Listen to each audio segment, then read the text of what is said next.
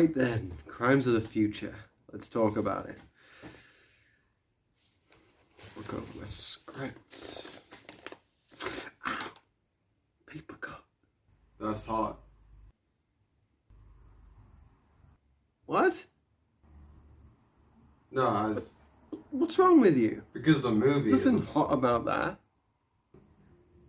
It's about that they're attracted to pain because they can't feel it. That's what the movie's about, right? I'm sorry. You're disgusting. I don't care if it was think about the that's movie or whatever. I don't care if it was about the movie. You don't have to be so mean. Just get out. And get me a plaster. I'm sorry.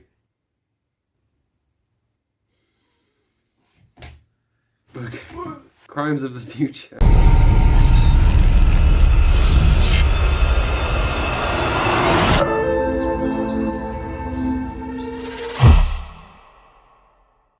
Hello everybody, welcome back to my channel. Hope you're having a lovely Christmas. I know I am.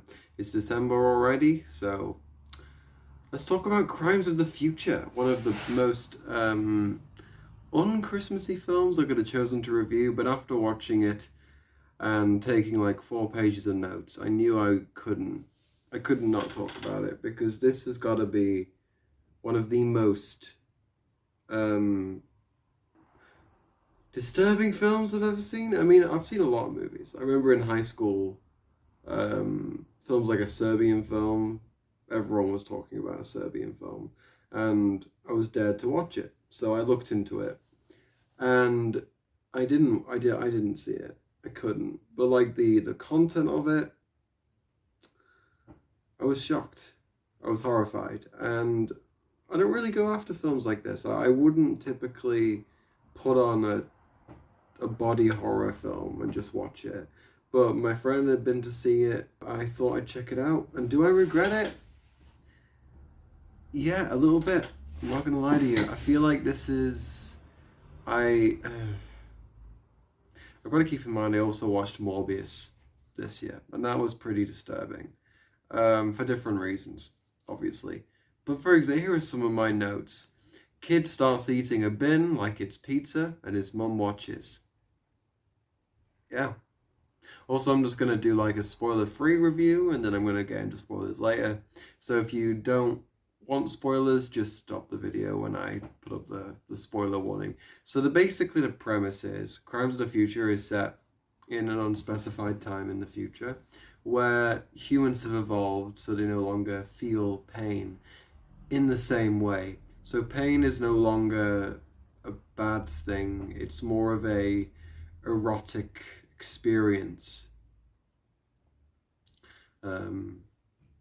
It's very upsetting. And Léa Seydoux and Viggo Mortensen, I probably mispronounced both of their names, are the leads, and they are doing performance art to do with organs and how, I don't know, they don't feel pain. People like to cut each other and it feels good, and I did not enjoy it. But in all honesty, the film is it's well made. David Cronenberg definitely knows what he's doing behind the camera. It's nicely shot.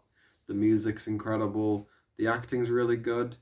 The performances feel very dead, but I feel like that's by design because these people no longer feel the same way. So the emotions aren't really the same anymore, which makes sense. But it does sometimes lead to the scenes feeling a bit dead because these people are acting like they have no pain receptors anymore. So it was interesting, an interesting experience. It was very weirdly paced, but maybe that's because I was so disturbed that I kind of wanted it to be over. I was like, how much worse can it get? I'm going to avoid using clips from the movie in case you're squeamish, but like, there was a guy who had like ears sewn to his face and his entire body, and he was dancing around. The main plot of the film is Léa Seydoux tattoos Viggo's organs. Like, they have these little needles and they go inside.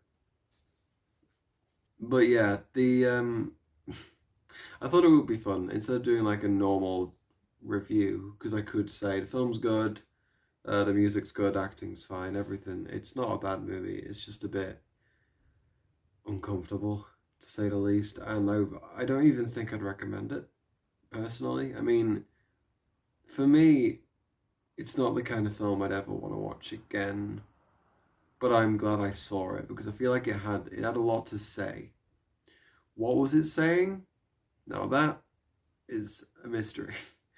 But I have some ideas and I'll get into those in the spoiler section. But like this film is interesting, and if you like graphic movies that are designed to make you uncomfortable, and then you'll probably enjoy this. But if you just want to relax and watch a Christmas film, Crimes of the Future is not a Christmas film. It is. I don't know. I'm trying to think now. Like, there's no other film I've seen that's made me feel sick before. Like, I don't really go out of my way to watch films that I know will make me feel sick. But this one definitely made me ill. Like, I did not enjoy it. But yeah, the Crimes of the Future, I would give a solid 6 out of 10. I think it's fine.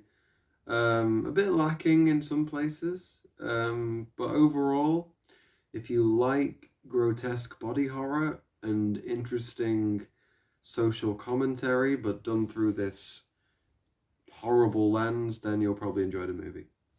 But if you like nice films, you will not enjoy this.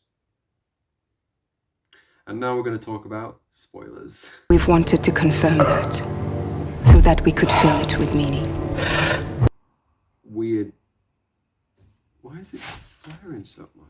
I feel like people who watch disturbing movies constantly will have a broader understanding of this film and probably appreciate it more because they actively seek out movies. I know all about like the film Iceberg, where there's disturbing movies that are like The Human Centipede and like a Serbian film, Martyrs, films like that, like in the mainstream. But then under the iceberg, you have like the actual like disturbing movies that you really shouldn't watch. That are like out of the public eye, almost like blacklisted movies.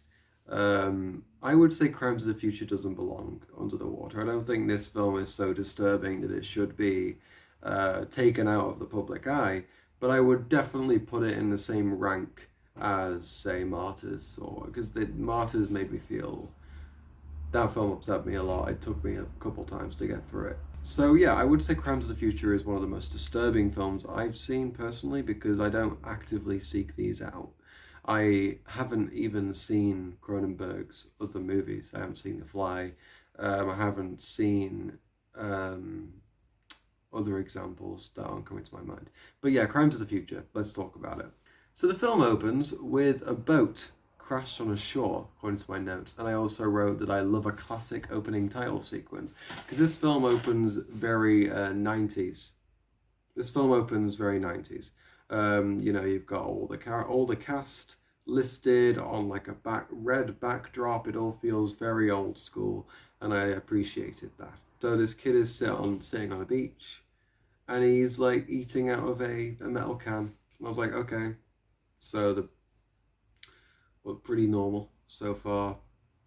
Crashed boat, child eating out of a rusty can on a beach. We've all been there, right? The mum basically says she doesn't want him eating anything that he finds off this boat. And I was like, okay, so the kid is eating like fried tuna or something out of this can. That's a terrible food example. And then the kid goes into the bathroom and he does something we've always dreamed of doing. He picks up the bath bin and he starts eating it. Like just taking big old bites out of the bin.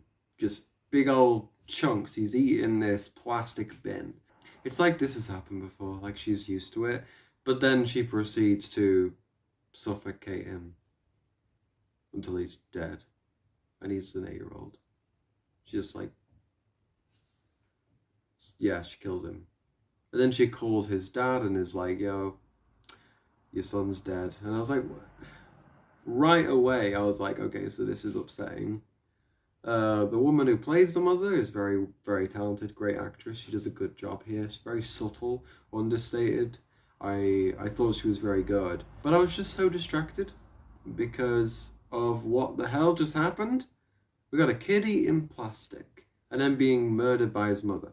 So those are two very big pieces of information. First of all, people can eat plastic, and second of all, he's dead and his mother killed him. And then the soundtrack of this movie, as I already mentioned, is crazy. The orchestra goes BRAM, and suddenly we're with Viggo Mortensen, who is lying in like a shell with like little claws attached to it, and he's got like little hands on his hand that are all wired up to the ceiling, and he's being rocked around, and he is gagging.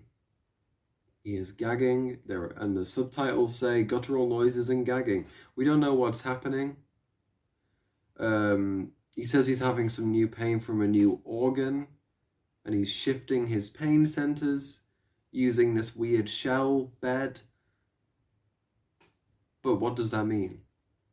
I don't know. And the characters kind of talk like that the whole time. They use words like life formware and the registry, and they talk about how you need to register your new organs. So humans are growing new organs, and you need to register them. I guess that makes sense. But why? Then we see the worst chair of all time. This chair, I'll show a clip of it. That, like, you'll see. This chair is not comfortable. He's sitting in it. It's like if a physiotherapist was a chair. It's like moving his neck for him, and it's like lifting his arms and moving his body in weird ways, whilst he eats this plate of green vomit, and he's just eating it, and he's gagging, again with the gagging. So yeah, Viggo Mortensen and Léa Seydoux, I can't pronounce her last name, Viggo Mortensen and Léa Seydoux go, the two leads go to this place, which is like a backwoods, illegal, unclassified organ registry run by a guy with a beard and Kristen Stewart. And they're like, hey, we know who you are. You're those performance artists who do the performance art. And Viggo's like, yeah, we are the performance artists. And I have a new organ. And then they start probing him. There's no other way to describe it. They stick little probes in his body, and they have like it's in the trailer, like those, like the eye thing, and they got the thing in the body, and they're looking at his organ, and they're acting like they're looking at a beautiful piece of art. They're like, oh, this is incredible, the artistry, this is beautiful. And I was watching it like, why? What happened to humanity? I mean, is this how surgeons are now? Do they like do the organ transplants and they're like, oh,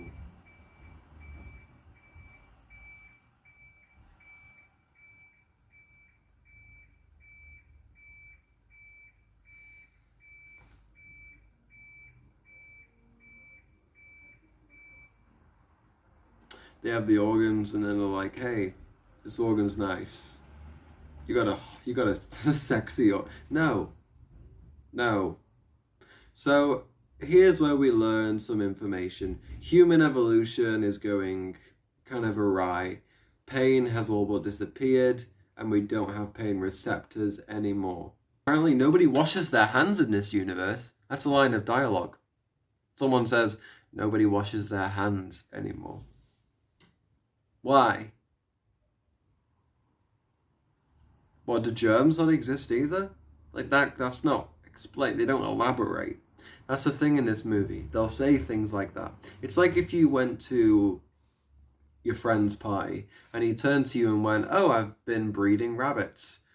And you're like, oh, that's interesting. Why and why are you breeding rabbits? And your friend just doesn't elaborate.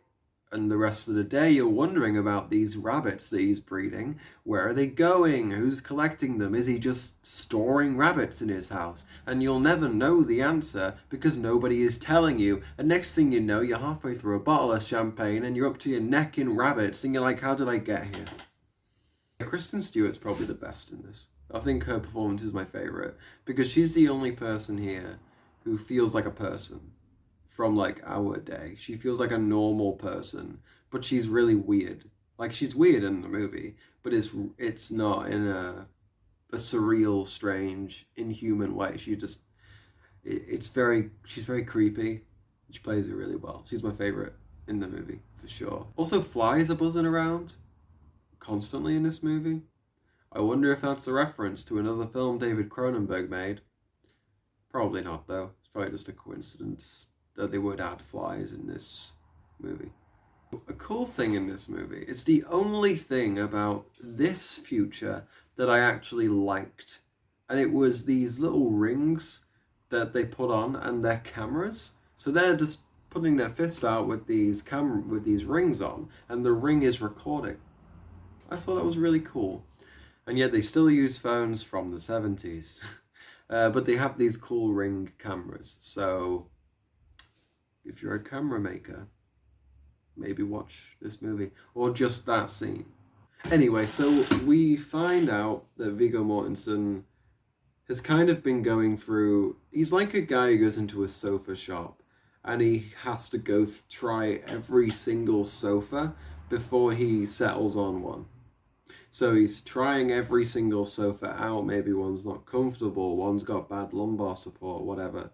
Until he finds the perfect sofa. Except Viggo Mortensen has been doing it with these weird pain-centering beds. And these two people come by who are like, they build the pain beds. And Viggo Mortensen has a Sark unit. It's like the weird bed that Viggo's in at the start, but fancier. It's like this big alien spacecraft. And it's designed to like open you up and re-engineer your insides and stuff. It's gross. Anyway, so they talk about it as if it's they say it's one of the best units we've ever made, this Sark unit.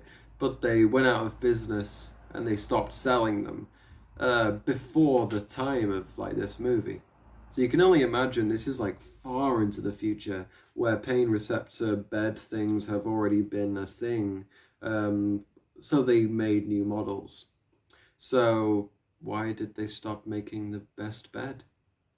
Why not make more of that bed?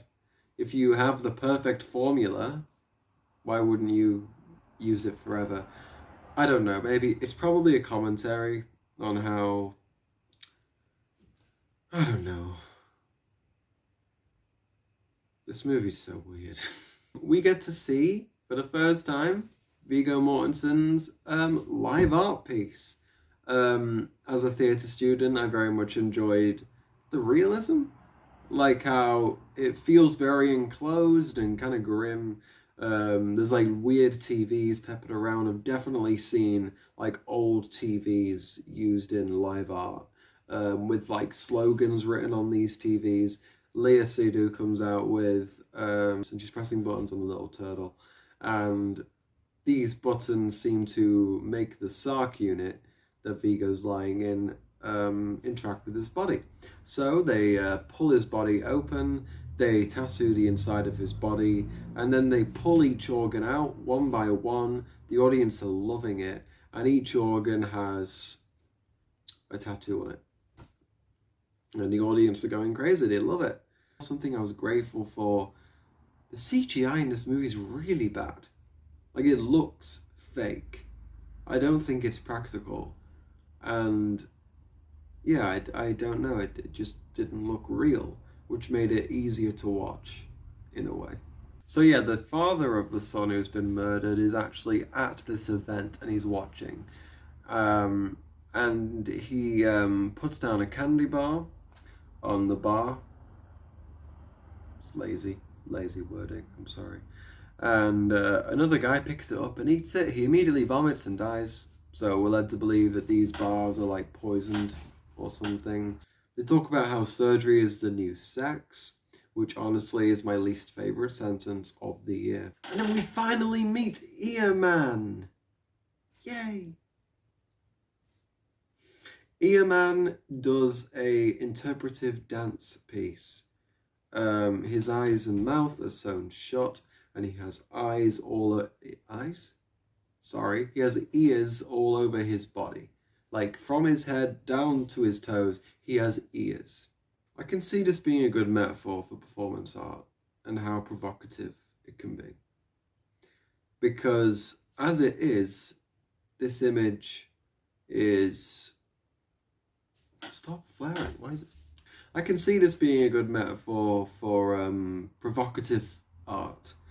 It makes me think of an artist who did a live performance art piece where she had a table full of different things and she stood naked in the room, and you could go to this table, you could pick something up, you could draw on her, you could cut her with a knife, there was a gun on the table, and people could go up and basically hurt her and draw on her and cut her.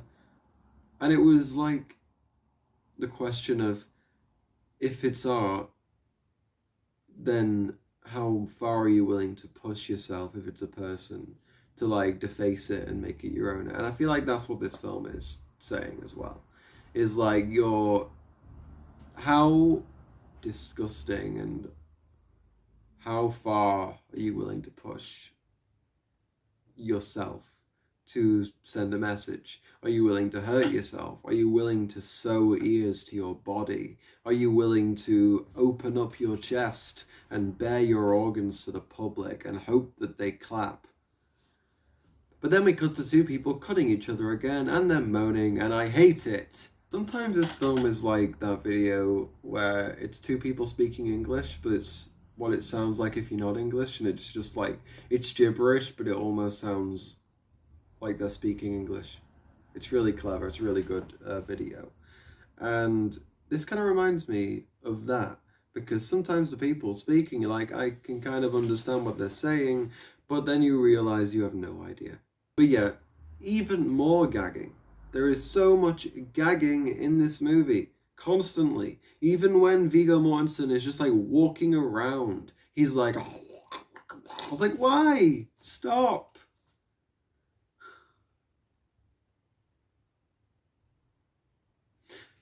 Anyway. And then we cut to one of the most beautiful shots in the movie, which is Viggo and Leas lying together in this bed. They're both naked. The tattoo arms are hovering over them. And it's just a nice, peaceful moment. It's a shame that they're being, like, cut up. But it is a nice image.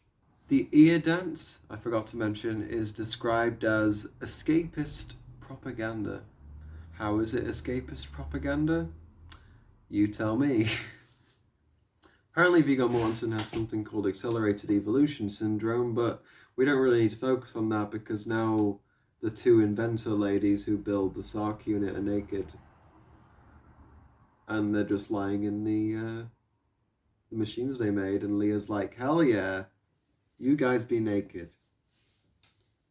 What does it mean? And then we come to the worst part of this movie.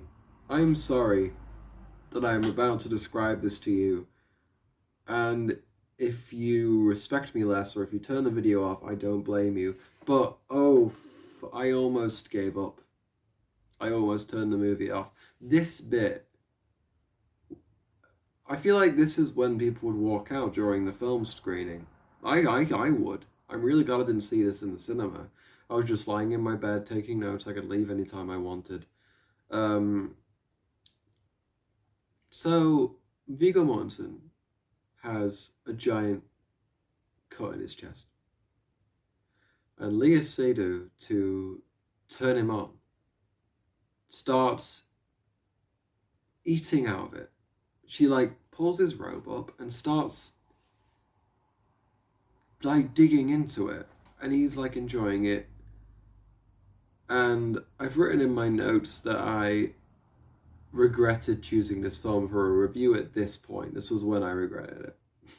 Because she unzips his body. Like, he has a zip in the wound. She unzips it and she puts her mouth in it. Help me, David. And if that isn't bad and you can suffer through watching Leah eat out Viggo Mortensen's wound. Then the scene where a woman is getting her face sliced open will be a walk in the park. So this woman's getting her face cut open as another piece of performance art. It's very disturbing. Not as bad as the scene before it. And Leah goes to talk to the woman who's had her face cut open.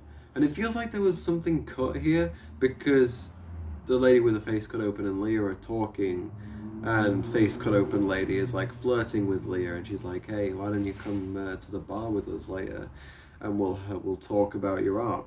And then it cuts to Leah after the party, and her face is all messed up, and she's clearly been cut up herself. I feel like they cut a scene out with this group of people, and it makes me sad because I would have liked to have seen that. Whatever that bar scene was, might have been interesting, but it's only an hour and 47 minutes, which I was thankful for, don't get me wrong.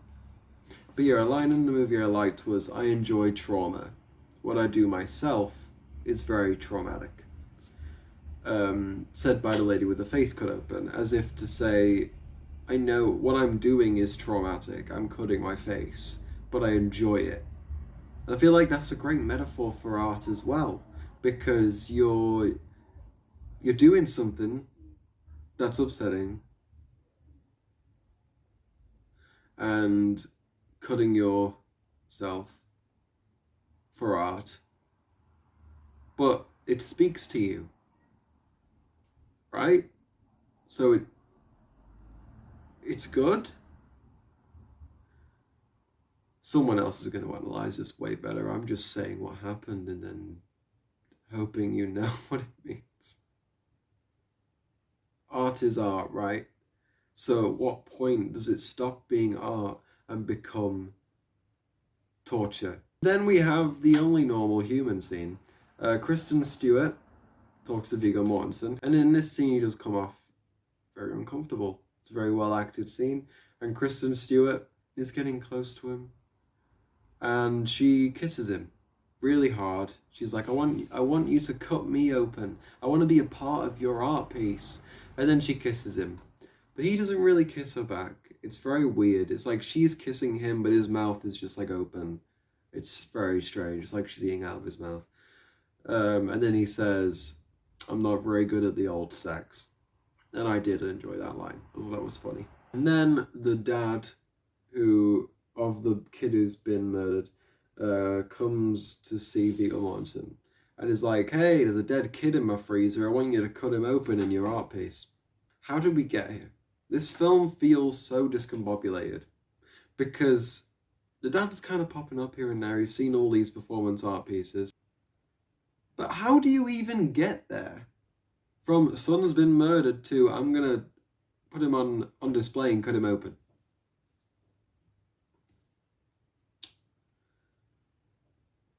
I've put in my notes, this dad sucks. Talking about making art out of anarchy. The dad tries to talk Viggo Mortensen into stopping doing this organ tattoo play because it's not art, it's just disturbing, and they shouldn't be doing it because it's upsetting. It's like this art isn't art, it's just they're killing themselves and hurting themselves for art, and he doesn't agree with it. So he says, here's my son, you should cut him open and display him for the art piece. And they talk a lot about the backstory with this son, whose name is Bracken. Thank you to my notes. Bracken could eat plastic, which I guess is the next step in human evolution. So basically it's like humans can't feel pain, and then we evolve and now we can eat plastic. So the son could eat plastic, and the mother killed him and has absolutely no remorse. Viggo Mortensen meets the mother in a laundrette. It's a very random scene, and she's like, "Yeah, I don't regret it. He was a freak. He ate plastic." This is like the big climactic scene. Finally here. And Léa Seydoux is doing the performance with the dead son on the operation table.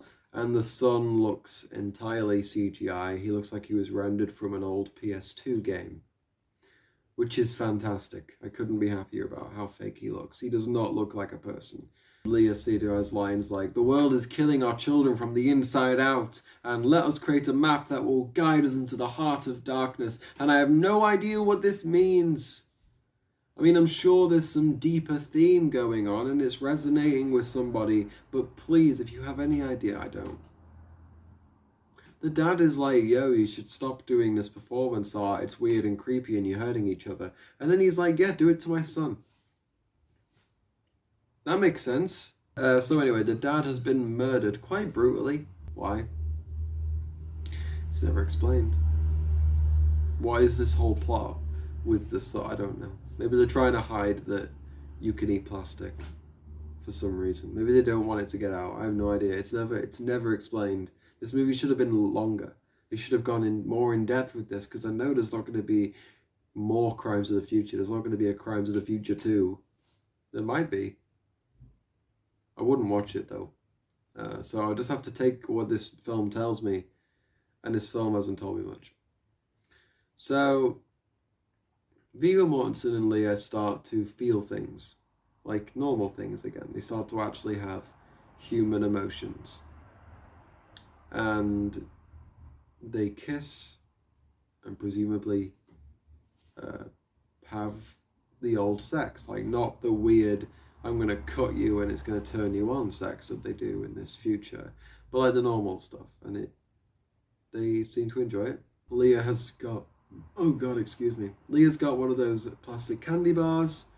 She feeds it to Viggo Mortensen, and there's even more gagging even in the third act. He's no longer really enjoying this physiotherapy chair. It seems to be hurting him now, more so than it was before. Like, he can suddenly feel it. Never explained why. He's being beaten around by this chair. Leia brings him plastic to eat, a plastic candy bar. He bites into it, and he relaxes.